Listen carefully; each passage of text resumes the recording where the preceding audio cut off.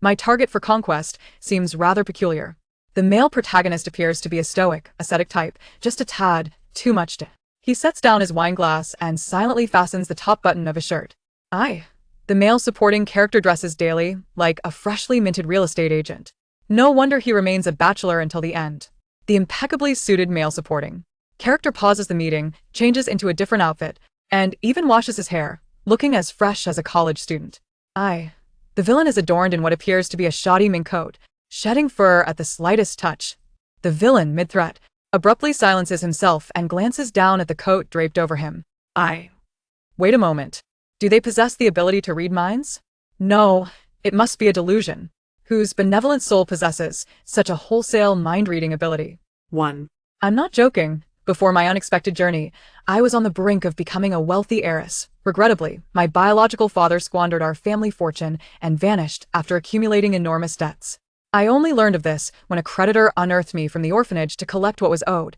Abandoned in an orphanage since childhood, I had never spent a penny of my father's money, yet now I was expected to repay his debts. Is there such a principle in this world? Thus, without hesitation, I decided to flee. However, it was evident that luck was not on my side, as I found myself trapped under a large truck during my escape. And so, I was transported into the pages of a book, becoming a seeker of conquests. The system proclaimed that if I completed the conquest tasks, I could return to the real world with a fortune of 100 million. As if fearing this condition was insufficiently enticing, it added that failing to complete the tasks would result in my permanent residence within the task world. How amusing! My father owed a staggering 1 billion. The task reward of 100 million wouldn't even suffice to fill the gaps. What purpose would it serve for me to return? To be a mere pawn? Conquering was an impossibility. I would never achieve it in this lifetime. I had resolved to simply survive in this world, living off the scraps. Yet, I am a person of great contractual integrity. Even if I had decided to give up, I would still extol the deliciousness of the promises made by my employer. The oblivious system nodded in satisfaction, declaring that my objectives were quite simple. First, conquer the male protagonist. Second, conquer the male supporting character. Third, conquer the villain. I momentarily lost focus and glanced at the mirror, failing to comprehend what the system had just said. Reflected in the glass was the visage of an innocent, delicate flower. One of those faces that seemed destined to perish young. A fleeting beauty. I truly am stunning, exceeding all expectations. I casually inquired, is it a choice between the male protagonist, the male supporting character, and the villain? The system replied cryptically, only children make choices. Adults, of course, desire them all. I paused, taken aback. Does such an illicit narrative style exist within this tale? This seems rather inappropriate. The system scoffed lightly, merely 3. Your nonchalance makes me appear rather foolish. According to the script provided by the system, I am the stepmother's burdensome younger sister, a hindrance in the romantic journey of the male and female leads, and the wicked female antagonist destined for a disastrous fate. A polite inquiry, to cast the only pure white Jasmine as the malicious villainess. How extraordinarily handsome must the male lead be? Let me clarify, if he resembles a kappa, I shall promptly annihilate the system. The system remained silent, seemingly chastising me with its electronic visage. Soon, at the engagement banquet of my stepfather and mother, I laid eyes upon the male lead, Shinzu. Good heavens! He is exceedingly handsome. He possesses the height of a scoundrel fit for the 188 boy band, exuding the charm of a rogue who seeks temporary relationships rather than a long-term partner, coupled with a tantalizing hint of an 8-pack beneath his white shirt. To be frank, my dear sisters, after the college entrance examination, I have completely forgotten my previous demeanor, and now I find myself rather audacious. According to the principle of the horse racing competition, an upper-class male lead should indeed be paired with a lower-class counterpart like myself. Shinzu appears to embody a stoic disposition, truly enticing. I wept for 4 hours, collapsed 32 times, and slapped myself 79 times. Yet I could not fathom why Shinzu chose to wear clothing. In the crowd, Shinzu, holding a champagne glass and engaging in pleasantries, momentarily halted, his gaze inadvertently sweeping over me. He then placed his drink down and silently fastened the top button of his shirt. Is our male lead playing coy? Why is he acting so distant? Unwilling to accept defeat, I cast a reluctant glance at him and down the contents of my glass. The wine was sweet and quite delightful. I beckoned a nearby server. The system approved. Yes, fill it to the brim. then find an opportunity to spill it on the male lead and fall into his embrace. In the next moment, its voice rose sharply and ran. What are you doing drinking milk tea? I instructed you to spill the drink on the male lead, and you keep refilling without end. Failing to complete the task means remaining trapped in this world of missions. The original host had a most tragic ending. How tragic could it be? Exiled abroad, living a life of debauchery with 8 male models, while lamenting the male lead with reckless abandon. Such a life is far too torturous. A suffering befitting my existence as a mere bystander. However, I did not anticipate that I would still complete my task. The effects of the alcohol were intensifying, compounded by the incessant nagging of the insistent system. I set down my glass and stepped outside for some fresh air, oblivious to the fact that a drunken debauchee had set his sights on me. It had been a while since I encountered a pervert, igniting a thrill within me. In the past, to fund my tuition, I toiled day and night, often escorting ruffians to the police station during late-night strolls. With a decisive kick, I would strike fear into the hearts of the entire street, earning the moniker 13 Sister after incapacitating 13 ruffians in a week. Regrettably, the influence of alcohol hindered my prowess. Before I could employ my swift kick, I was suddenly yanked from behind, tumbling directly into someone's embrace. The system squealed with excitement. Ah, it's the male lead, it's the male lead. I remained remarkably composed. Oh dear, such well-defined pectorals, so springy. I adore this male specimen. How amusing. Shinzu's physique pales in comparison, merely appearing robust. Even if he were to strike me, I would perish. Yet I would not yield, still yearning for his closeness. Men ought to diligently train their chests. It is a matter of male virtue, lest they find themselves forever single. Yet, these are mere fabrications. Typically, a girl like me would be inclined to leap toward Shinzu and shower him with affection. Shinzu's embrace stiffened, and he promptly released me as if scalded, stepping back. How cautious of him. Truly, he is the male lead. My stepfather and mother rushed over, continuously comforting me, praising Shinzu as a good brother, while simultaneously expelling the drunken scoundrel from the gathering and calling the police. Before departing, Shinzu cast a lingering glance in my direction, his ears flushed under the glow of the lights. I clicked my tongue. Under the influence of alcohol, I couldn't resist a bold proclamation. If you like me, then make your move. Don't wait until I'm in a relationship to hear the clock's reverse direction. Suddenly, I heard a loud crash. Shinzu, who had been walking steadily, stumbled and inadvertently kicked over a vase at the entrance. Is the male lead truly so clumsy as to trip over nothing? The commotion at the engagement banquet elevated my status as the heiress of the Shin family within social circles. My phone was inundated with calls inviting me for shopping excursions, causing it to overheat. Yet, I remained utterly clueless about which way the mall entrance faced. My stepfather had placed me in the company of the male supporting character as an assistant under the guise of allowing me to gain experience. In reality, he sought to foster a connection between us. My stepfather was quite enamored with my mother at this juncture. He believed my encounter with the scoundrel at the banquet was due to my lack of a boyfriend, and the male supporting character was someone he held in high regard. It's difficult to judge. His intentions may be good, but I would suggest he refrain from acting on them. Whether that scoundrel is a decent person remains to be seen. To prevent such incidents from recurring, wouldn't it be wiser to enroll me in self-defense classes or procure a bodyguard? Does he view the male supporting character as a bodyguard? Quite the logical deduction, I suppose. On Monday, I arrived at the bodyguard company. Oh no, I meant the office of Sieze. The bodyguard, Sieze, treated me as though I were his servant, keeping me perpetually busy throughout the week. Am I to understand that a wicked female antagonist must endure a 007 lifestyle daily without losing her sanity? Previously, the system had been eager to encourage my flirtation with the male supporting character, yet now it dared not utter a peep, fearing I would become a tangled mess due to my deteriorating mental state.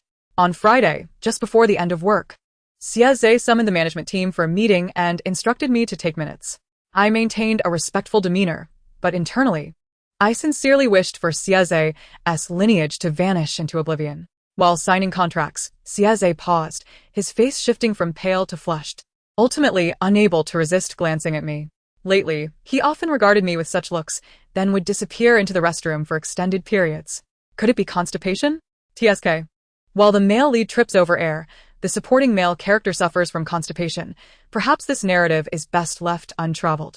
Sieze commanded the meeting with authority.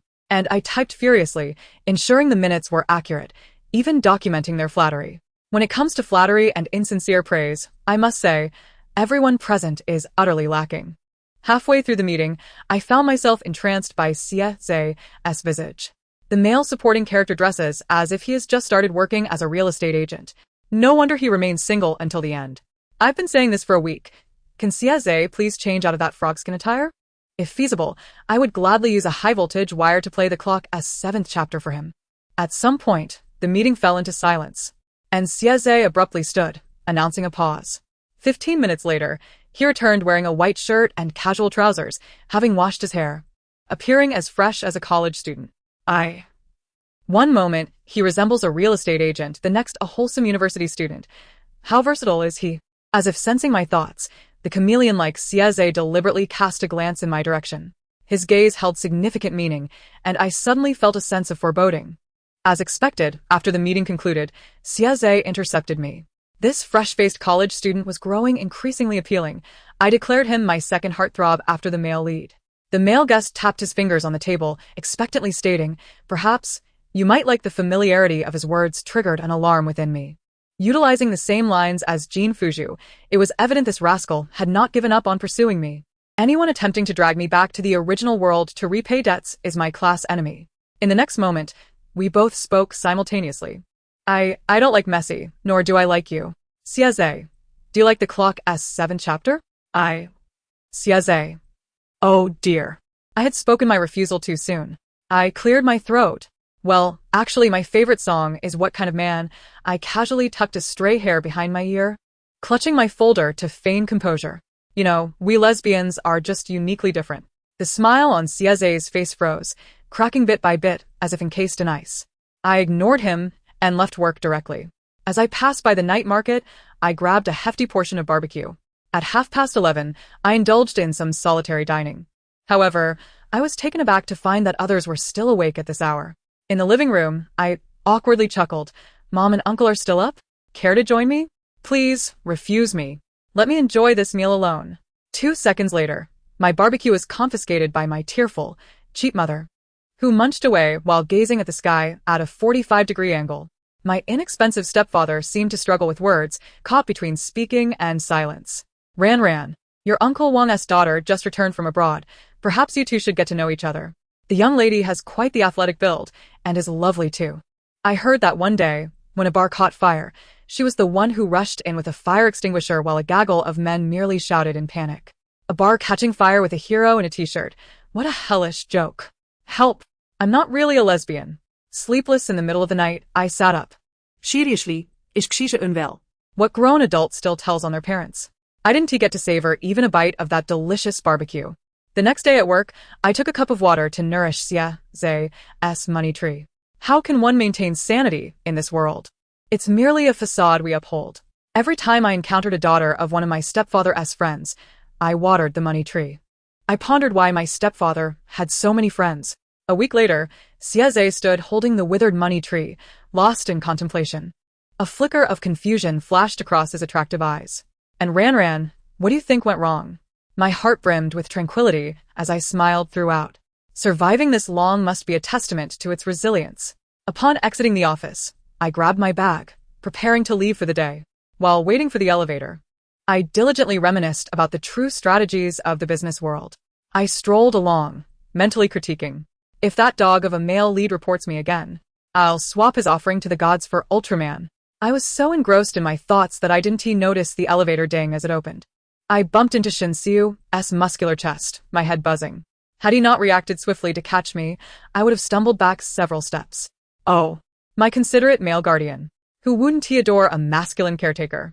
However, he seemed somewhat off at this moment. It made sense. A person as mature and composed as him could hardly comprehend Xie's dramatic turmoil over a money tree. I shared a roof with Shinsiu, and we saw each other almost daily. Besides mealtimes, we often crossed paths at the gym.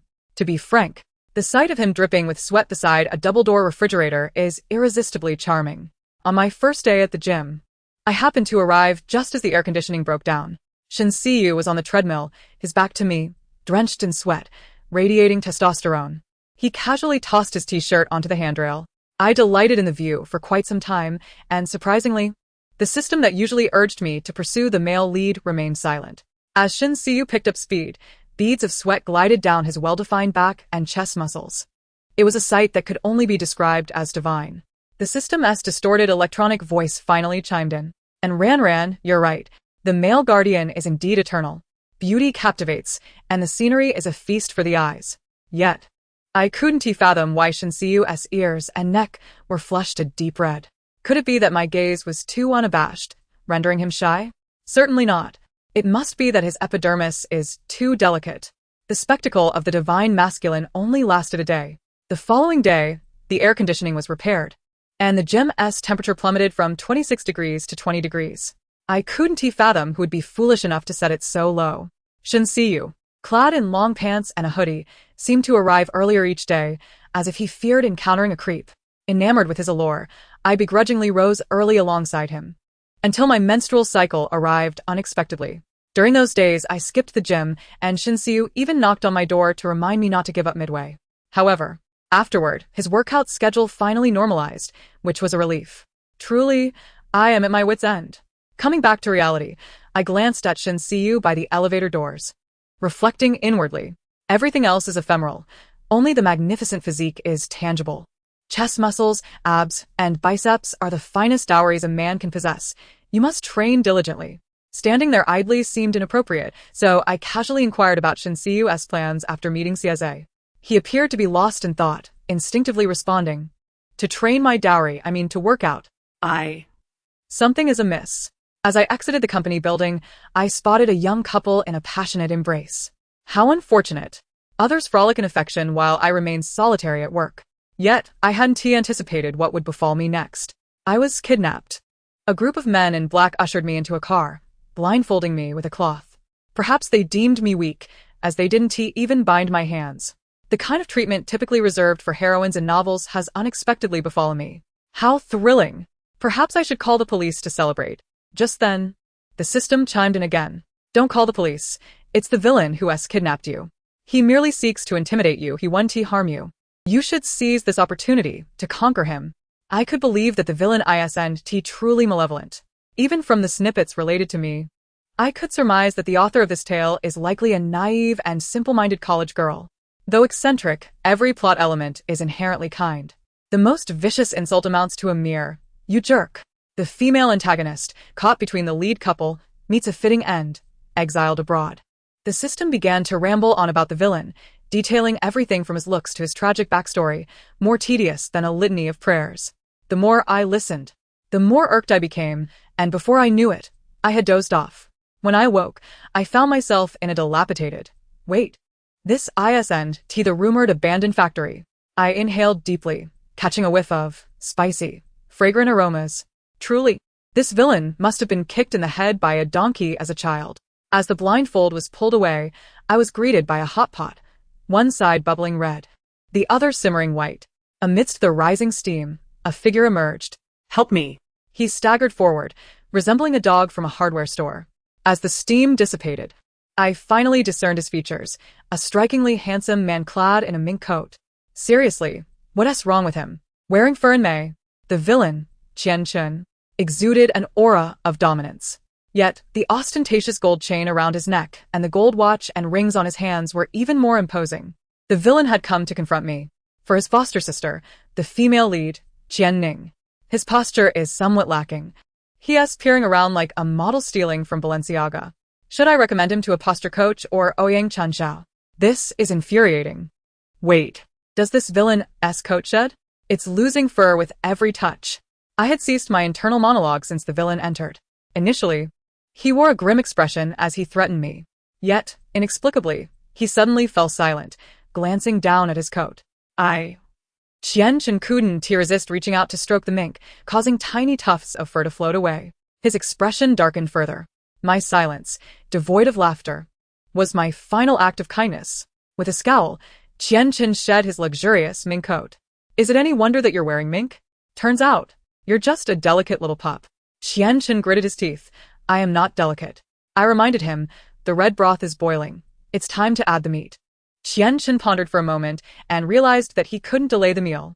He picked up the plate, and place the beef into the red broth. I continued to direct him. The white broth is also boiling. Add that plate as well. As Qian Chun complied, he suddenly came to a realization. He exclaimed and ran. I was counting the seconds in my mind and wasn't paying attention to what he was saying. When the time was up, I could hardly contain my impatience. Don't just stand there. It's ready to eat. Quickly fish it out. Qian Chun reluctantly mumbled an "oh" and used a slotted spoon to retrieve the beef. And ran. Let me tell you, it's cooked. Hurry, eat before it cools down. Qian Chun instinctively picked up a piece. I eagerly inquired, so, how's the dipping sauce I prepared? Is it delicious? Qian Chen's eyes sparkled, akin to a stray dog tasting food for the first time. It's really tasty. While I ate, I asked, by the way, what were you trying to say earlier? Qian Chen thought for a moment before replying, right, what was I trying to say? Don't bother with complicated thoughts. The lamb is also cooked, so take a couple of bites first. Oh, all right. You're actually quite nice. The man in black next to him was desperately signaling to Qian Chen, attempting to remind him of their purpose. However, Qian Chen was thoroughly engrossed in his meal, not lifting his head at all. I couldn't fathom how this goldfish-brained fellow managed to associate with the antagonists. The system began to express its frustration again. And ran. You truly are something. I tasked you with courting the antagonist, and you've turned into a mere dining companion. Do you even know what courting means? I ignored its complaints and manually muted it. The hot pot was nearing its conclusion. I held a cup of barley tea, sipping it delicately. Suddenly, a cool, sultry voice tinged with a hint of a smoky timbre echoed from the doorway. Qian Chun, you have quite the audacity. How dare you kidnap a young girl? Was this the female lead? The system gleefully chimed in. It's the heroine. You're about to be schooled by her. The door swung open, revealing a tall, voluptuous beauty with striking features, backlit by the light. I couldn't help but exclaim, wow. Instantly, I felt the same helplessness as Su Peisheng when he beheld Jinxi. I wondered why I suddenly had chopsticks in hand. It turns out I encountered a dish I adore. There are 4 levels of spiciness in this world: mild, medium, extreme. And my wife is the spiciest. This clothing is of such poor quality. It's all tattered and worn. The heroine's face displayed a puzzled expression. How could someone look so exquisite even while frowning? Sister, you are so beautiful. Kicking away other little dogs, running up with a wagging tail. More little dogs arrive, fighting with the other little dogs, kicking away other little dogs, wounded yet wagging my tail. Sister, your beauty makes me feel like Wu Zetian mourning the loss of Li Ji. Honestly, who is this stunning sister even dating? Shouting and exclamation. Wait a moment. Why do the glances exchanged between Qian Chen and the heroine seem so indescribable? Is my lewdness written all over my face? Qian Chen stammered. So you're not targeting me, Ningjia? Isn't that obvious? I have no intention of courting the male lead, the supporting male, or the antagonist. Why engage in female rivalry? Isn't it more delightful to cozy up to beauty? The heroine, Qian Ning, carefully organized her thoughts, speaking with caution. I respect everyone's preferences.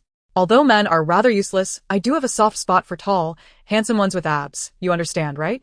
I completely understand. Who doesn't admire a 188 centimeters tall, muscular man? I hadn't expected the heroine to be so candid, revealing her heart to me upon our first meeting.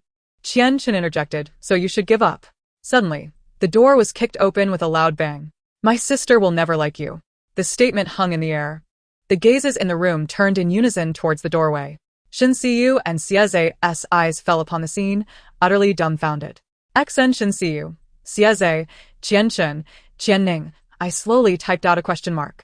The group of men in black that Qian Chen had brought were sent out to stand in the corridor as punishment. In the now empty private room, I, Shen Xiyu, Xieze, and the siblings Qian Ning occupied 4 sofas. The atmosphere was tense, each faction holding its ground. I was mentally shouting at the system. System, have you gone mute?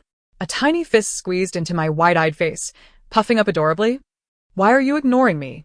My delicate face looked like it was about to cry, with my lashes fluttering and my cherry lips pressed tightly. The system remained silent, refusing to respond. So you're ignoring me, huh? Fine. Unrequited love isn't a sin, and forgetting isn't liberation. What is the result of being heartbroken and torn apart for you? Oh. Qian Chen covered his ears and couldn't help but speak up. Stop singing. Not a single word is on pitch. Xieze, the ever-changing one, and the male lead, along with the male maternal figure, all nodded in agreement. I. I haven't even opened my mouth. Wait. I tested the waters. Can you hear what I'm thinking? I received 4 affirmative stares. I. No way. What kind of madman has mind-reading powers in bulk? What? So, I've been running around naked in front of them this whole time? Despair washed over me as I buried my face in the sofa. But I could only endure that for a second. The sofa was not very clean and carried an indescribable odor. I attempted to struggle. Since when did this start? Xian Ning blushed slightly, sister's little dog. Xian Chen gritted his teeth, 9-handed mink and delicate pup. Xie Zhe looked on with glee, real estate agent and chapter 7 of the night. I. No wonder this guy is asking me if I like chapter 7 of the night. Xisha, feeling triumphant. Replied, I'm actually quite curious about how high voltage wires would play chapter 7 of the night. Damn it, are you seriously flaunting this? Should I use a halberd to slice you a pear and then smash a walnut with an imperial seal? Xie Zhe felt he had seized my weakness. Reclining with his legs crossed, filled with self-satisfaction. The previously sorrowful visage of a tree hugging a wealth-bringing plant was nowhere to be seen. He grinned. Honestly, this side of you is something I've never seen before. I remained expressionless. It's only natural you haven't seen it. I'm your father, ever-changing. Xie Zhe's smile faded. Not so much gone, but rather shifted onto my face. Qian Chen, acting like a host, prompted. What about you, General Shin? When did it start for you? Shin Siyu cast a subtle glance my way, his expression slightly awkward. His voice was low, and I almost didn't catch it. Since the ascetic type and the male maternal figure began. I. Just thinking about the embarrassing things I had said back then made me wish to crawl into a hole and hide. Thankfully, there was no one left in this world whom I cared about. It didn't matter. I was a little tired. I was the midnight melancholic rose. Qian Chen, with a brain so shallow it had no crevice, asked, what does ascetic type mean? What's a male maternal figure? His voice echoed throughout the room like a reverberation. I could no longer endure. Shut up, you delicate pup wearing fur in 40-degree weather. The noise abruptly ceased. Qian Chen, agitated, retorted, I am not a delicate pup. I coolly replied, indeed, you seem more like a mantis that picks through dung. Qian Chen, infuriated, attempted to argue. But Shin Siyu gently raised a hand and pressed him back down. I laughed maniacally at him. Qian Chen exclaimed, what are you laughing at? In terms of strength, it's a fair fight between me and your brother. Qian Ning responded with an oh, her tone rising at the end, which I absolutely adored. Qian Chen murmured in discontent. He disassembled 7 of my components in merely 3 minutes. Truth be told, it's one thing to fall and get back up, but it's quite another to spring back to one's feet like Xie Zhe does. That's simply bizarre. Master Ran, who had been busily occupied throughout the day, seemed unaware of the chaos around her.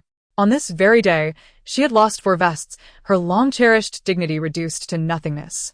After indulging in a wild night with the ever-morphing Xie and Qian Chuanzi, she found herself comfortably nestled against the shoulder of a maternal figure, weeping uncontrollably, gasping for breath. I don't want to go home. I have debts to repay. 1 billion. I couldn't even string together the money if I tried. The truth is, I had no desire to return. There was nothing there that I yearned for, which is why I didn't even flinch when a runaway truck came barreling towards me. At the tender age of 7, my biological mother had entrusted me to a family, leaving with a wad of cash in her hands. She urged me to behave, assuring me they would treat me well. Yet, she deceived me. The family that took me and treated me with utmost cruelty. In the bitter winter, I was relegated to a pig pen and forced to wash the family's clothes in icy water. My refusal to play with their dim-witted son often resulted in me being punished to kneel for an entire day. Eventually, a beautiful older sister moved in next door. She was shackled by chains, on the brink of starvation, her lovely eyes devoid of any spark. I felt a kinship with her. I would save my own meals to secretly feed her. She devoured the food hungrily and told me that this was not her home. She implored me to help her reach her family. I memorized that string of numbers over and over. That night, with my stomach grumbling, I traversed the mountains all night, my feet bleeding, until I reached the town. I waited from dawn until the shops opened, finally managing to make the call. I never intended to leave permanently. The older sister had promised that if her family came to rescue her, she would take me along.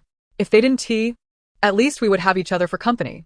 Indeed, her family arrived to save her, in a car that exuded affluence. But she too had lied. She did not take me with her, and when I called out to her, she merely paused for a moment, not even glancing back. Her family asked if she knew me and if she wanted to take me along. She remained silent, discarding me as if I were mere refuse. I couldn't comprehend why the older sister would treat me thus. She had once smiled while combing my hair and sung sweet songs to me when I was hurt. But it mattered not. They did not want me, and I did not want them either. Once healed, I slipped back to the town under the cover of darkness, begging my way to the train station, boarding a train behind a kindly farmer. As the train chugged forward, I gazed out the window, uncertain of where the road ahead led, let alone what the future held. All I desired was a home.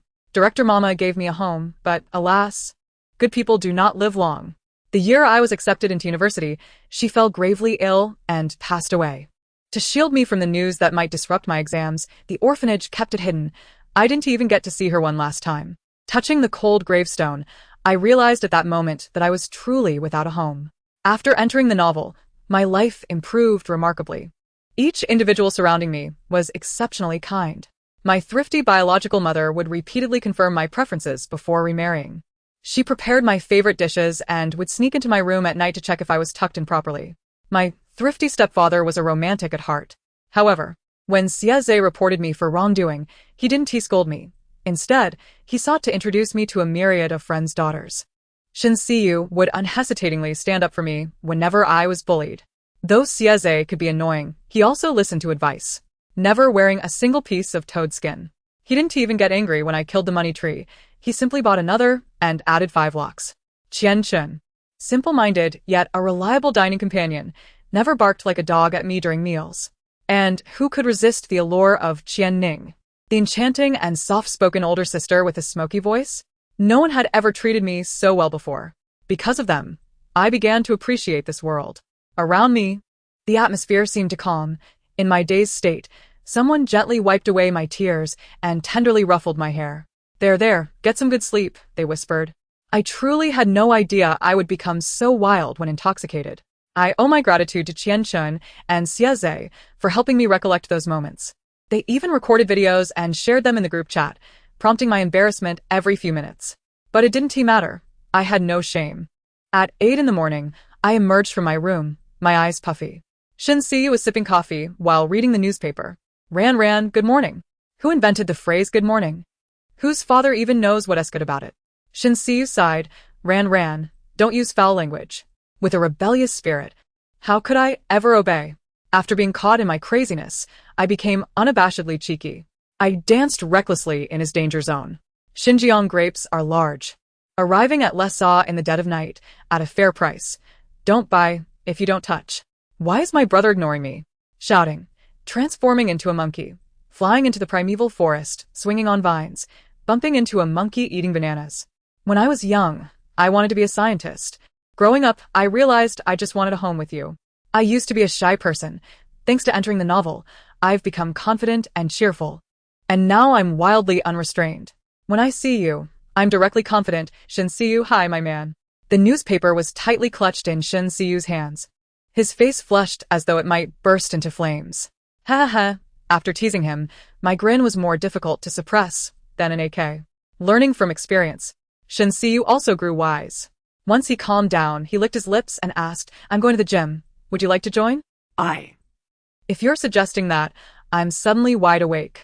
Without a second thought, I dashed towards the gym, only for Shinsiyu to catch me by the collar from behind. Let us eat first. Zhang Ma, make me a jianbingguizi. More suited for the Chinese baby-s constitution, a Mexican chicken wrap, Shinsiyu added. And make Ran a cup of soy milk. That works too. A coffee more suited for a Chinese baby-s constitution. I poked Shinsiyu's arm, feeling the solid muscle beneath, which gave me an overwhelming sense of security. I winked at him. What are you going to practice? Shinsiyu gave me an exasperated look, sighed, and replied, practicing my dowry. Oh ho, now I understand. My thrifty stepfather and thrifty biological mother walked hand in hand down the stairs, their comments floating behind them. My thrifty biological mother remarked, those two siblings have such a good relationship. My hesitant stepfather replied, I can't shake the feeling that it's not quite right. My thrifty stepfather intended to give me a small company to gain experience, so Shinsiyu and Qianning took turns providing me with a crash course in business knowledge. The sensation of such knowledge slipping through my brain without leaving a trace was truly mesmerizing. My mind was filled with stocks, futures, and business cases. even dreaming of Warren Buffett's gentle face. Xie was going wild in the group chat. And ran. Last time you swapped the offering to the gods for Ultraman, I let it slide because I believe in light. And ran, but why did you switch my offering to Lingna Buyer? And ran. Come out, and take your punishment. And he dares to ask why? I merely skipped Shen Laosher and Qian Laosher's class to watch a Magic Mike show. That scoundrel Xie sold me out without a second thought. I tried to coax both the male and female leads for forgiveness, but to no avail. Family who understands. An angry male lead and female lead are more challenging to catch than a pig during the new year. Qian Chen was there, adding fuel to the fire with a sour remark. If you say I'm a petty dog, that's fine, but you even abandon Shen Siyu. You truly have a knack for hurting people. You refer to her as sister all the time, yet when it comes to the real deal, you toss her over the wall. When you look at men, at least take my sister along. I shot a fierce glare at Qian Chen. My murderous intent may not have been overt, yet it was undeniably pure. At that time, I naively believed that such days would linger indefinitely, until the disquieting sound of machinery pierced the air. Mission accomplished. A wave of foreboding surged within me as I frantically called out to the system. Yet there was no response. The cold, mechanical voice continued unabated. Rewards being dispensed. Reality loading. Just before losing consciousness, I vaguely glimpsed my beloved ones rushing towards me in a state of panic. Ran. Daughter. The mission I had intended to abandon was inexplicably completed. I had no time to bid them farewell before I was thrust back into the real world. It has now been a month since I awoke from a hospital bed. My estranged father, in the advanced stages of cancer, seemingly moved by a sudden pang of conscience before his demise, not only liquidated his assets to settle his debts, but also bequeathed a staggering 100 million in cash to me. Is this what the system referred to as the reward for a successful conquest? Yet even this fortune cannot soothe the tempest raging within my heart. I am exceedingly irritable, akin to a monkey trapped beneath the flower fruit mountain for 5 centuries, wishing to rend any passing worm into 8 pieces. I had anticipated a life of indulgence within the narrative world. Who could have foreseen that my return to reality would involve such dire circumstances? Especially with the greasy man across from me incessantly prattling on, rattling off names like a grocery list, from Van Gogh to Borges. This individual is purportedly the intangible cultural heritage left to me by my father, my so-called fiancé. I reclined in my seat, crossing my legs. What is the foundational logic of your self-introduction? Where is the overarching design? What is the ultimate value delivered? What are the mechanisms in place to ensure a closed loop in the outcomes? Can you empower the product ecosystem? What are your distinguishing features? Your advantages? I see neither depth nor contemplation in you. Have you developed a methodology of your own? You must clarify why you, of all people, should succeed in this matchmaking endeavor. Would it not be the same if someone else were to take your place? The loquacious, greasy man stammered, huh? I waved my hand dismissively and continued. You are not special. You resemble every other man I have encountered. You exude a sense of sycophancy, a rather pedestrian aura. As if you have read few books yet suffer greatly for it. Many proclaim their loneliness, yet I sense that your solitude is not genuine. It feels as though you have always been alone deep within, lacking any uniqueness while believing yourself to be an unrecognized talent. You crave excessive validation. You yearn for others to declare, I understand you. You desire the fervor of emotion to scorch your soul, longing for an idealized love. The reality is that by day, you masquerade as a flawless feminist engaging in discussions of Woolf and Beauvoir, while by night, you leave comments on social media for sisters to admire your legs. You give the impression of having memorized numerous names, invoking Nietzsche, Camus, Kafka, and Sartre, yet no one will love you for your name dropping. Rather, they perceive it as pretentious. Oftentimes, I find myself uninterested in understanding you, as your exterior emanates a sense of victimhood that I am reluctant to dismantle. In conclusion, I added, considering your character and appearance, I believe we can dispense with this engagement. The greasy man left in a huff. Do not assume I failed to notice the glint of calculation in his eyes. Men, after all, must either resemble Shinzu, being both handsome and manly, or like Xie, equally attractive yet lackluster, or perhaps like Qian Chen, charmingly naive. Yet here stands this man, lacking in all respects. As a woman who is both beautiful and affluent, what reason do I have to be drawn to you? The system, which had long since vanished, reappeared just as I was unleashing my tirade. You're absolutely right. Such greasy, mediocre men deserve to be scolded. I exclaimed, where have you been all this time? Since the day of the mind-reading confession, the system had been inexplicably absent. Even the announcement of my successful conquest bore no trace of its voice. The system began to lament its plight. You have no idea how wretched my situation is. I thought I was the only system in that world, only to discover there are 4 others just like me. These 4 systems had their targets set on the male lead, the female lead, the male antagonist, and the villain. Yet it was evident that these systems and their hosts lacked the self-awareness I possessed. The conquerors, in their foolish arrogance, underestimated each target, believing themselves superior due to their intimate knowledge of the plot. Unsurprisingly, they were swiftly discovered by Shen Zhu and the others. The reason the protagonists hold their title is not solely due to their inherent charm, but also because they possess intellect. Consequently, the 4 systems were formatted, leaving only the skill of mind reading. As long as the conqueror approaches them, their thoughts will be audible. Good heavens, the magnitude of this revelation left me momentarily speechless. They had known from the outset that I was there to conquer them. With such impressive acting skills, why did they not pursue a career in theater? Wait. What about Qian Chen? I believed in Shinzu, Xiaze, and Qianning's capabilities, but could Qian Chen truly possess such intellect? The system, unfazed, replied, he may lack brains, but he has an older sister. Ah, that explains it. The system's voice suddenly lowered. Then, on the day of the confession, I was captured by them. Its tone grew even quieter. I deceived them, claiming that upon successful conquest, I could remain. They believed me. As I sensed my expression darkening, it hurried to clarify, but there is a twist. Shinzu, Qianning, and their companion Qian Chen seized the system at the moment I was taken away. They then exchanged this for a deal with the main god system. I raised an eyebrow skeptically. Did you not say that the main god system was a pervert? The system became suddenly coy. That was merely a playful jest between couples. I cannot fathom how they managed to tear apart the fabric of reality to merge 2 worlds together. You should be seeing them soon. It felt as though I had been wandering through a desert for eons, only to finally spot an oasis. An indescribable joy and fulfillment surged within me. The system sighed. You will never see them again. Its voice abruptly rose. The main god system is far more cruel than asking me to navigate through 99 worlds filled with female protagonists devoid of romantic interests. How torturous that is for someone like me, who is love-stricken. I was left speechless. This turn of events was unforeseen. I felt a gentle embrace envelop me, and a voice, both familiar and foreign, whispered in my ear, reminiscent of the system's original tone. She softly uttered, "May you find happiness, Ran." I furrowed my brow. Have we met before? No one responded. She had already departed. Someone called my name from behind.